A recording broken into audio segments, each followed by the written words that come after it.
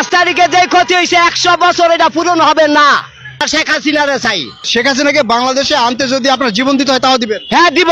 সব দলে মিলাইয়া ইয়ারে শেখ হাসিনার এই দেশে বার করছে। 5 তারিখের পরেতে এই বাংলাদেশ একটা মানুষও শান্তি নাই, কে অশান্তি আছে। একটা মানুষও ঘুমাইতে পারে না, অশান্তি। দিনে দুপুর বেলা ইয়ে চুরি ডাকায় লয়ে থাকা। আমাদের সরকার, আমরা শেখ হাসিনারে চাই, আমরা কোন সরকার চাই না।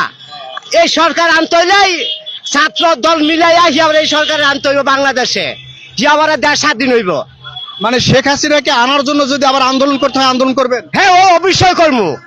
যা বালার জন্য হেরাই সামনে কে মৃত্যু আমরা সামনে যাবো। শেখ হাসিনাকে বাংলাদেশে আনতে যদি আপনার জীবন দিতে হয় তাও দিবেন? হ্যাঁ দিব।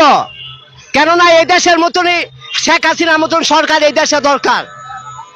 কেননা এই 16টা বছর একটা মানুষও শান্তি মতন ঘুমাইছে, লাখ লাখ টাকা লয়ে গেছে এই 16 বছর।